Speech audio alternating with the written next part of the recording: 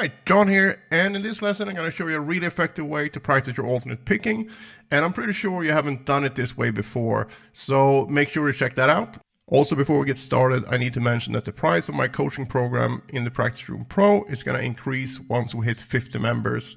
There's 12 spots left currently, and if you join before 50, you're going to lock in that price for as long as you subscribe. So if you want my personal help, access to all my courses and all that stuff, you have a link in the description. What makes this exercise so effective is that it combines two different practice methods. The first one is the loop method, and the second one is using cells. As the name suggests, the loop method is going to be used on something that you can loop, so a phrase that's loopable.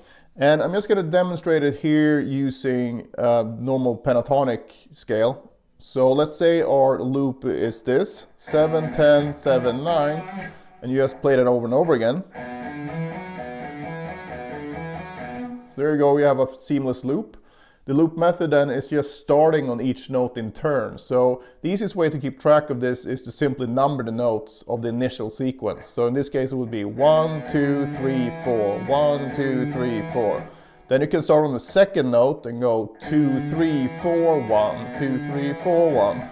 And then the third one, 3, 4, 1, 2, 3, 4, 1, 2. And finally 4, 1, 2, 3, 4, 1, 2, 3, 4. Cells, on the other hand, is when you take a certain number of notes and move them through a scale, a fingering, arpeggio, whatever. The basic exercise is just going to be 4 notes per string in one position like this.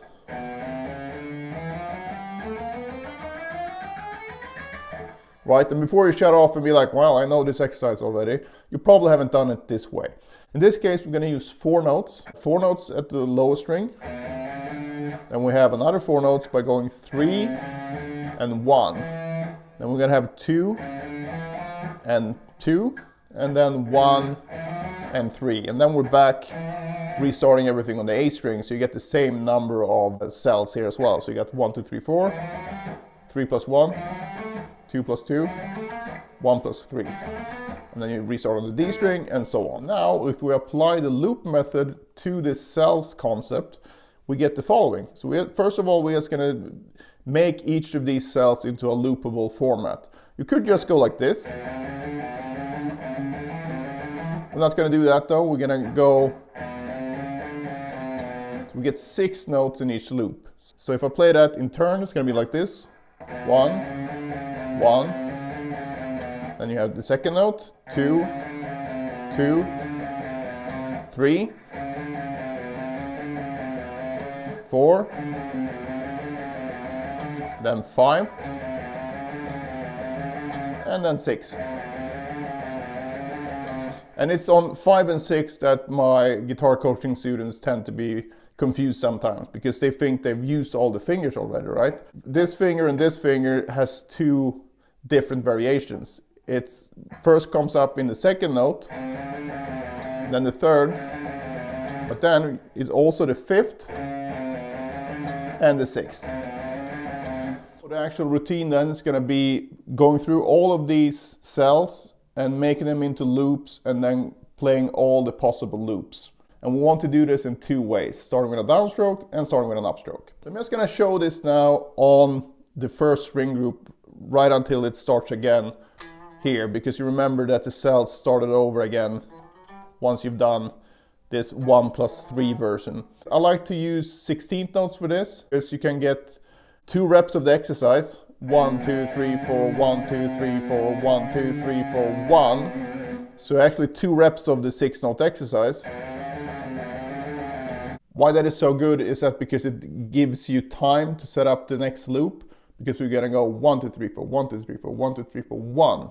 And here you have some rest, and then you can start on the next loop on the next beat, so you can go from one bar to the next bar. I'm going to play through this thing now to the metronome, and if you notice, if you count along, you will see that after 3 beats I've done 2 reps of whatever loop I'm on, and then I have 1 beat to prepare for the next loop. It's going to sound like this.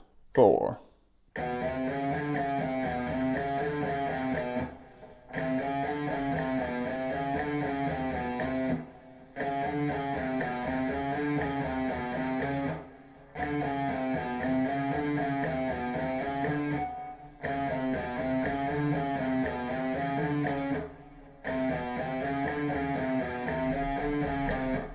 Now I'm going to move on to the next one. So the next 4 notes would be 3 plus 1. And now if we turn this into a loop, so I'm not skipping over any notes, I'm just going up and then back the same way I came, 2 notes, so I'm back to where I started. So the loops here would be, I'm not going to turn on the metronome now, just play it through so you can see what I mean. So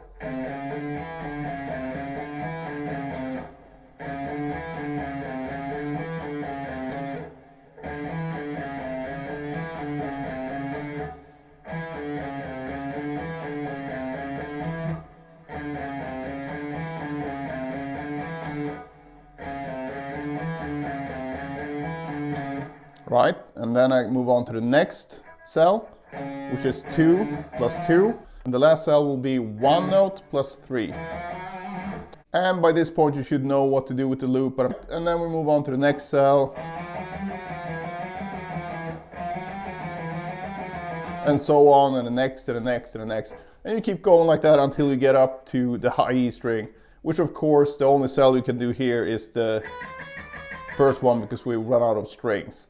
Once you're done with that, again, I would just choose another area of the fretboard and do the whole thing again, starting with an upstroke. Don't be discouraged if some of these loops seem really difficult to play at first. That's a good thing, because then you know you really have some room for improvement. Takes a bit of a hit on the ego, but if you can stop just practicing things you're good at, I think you will see that your overall playing starts to skyrocket. Don't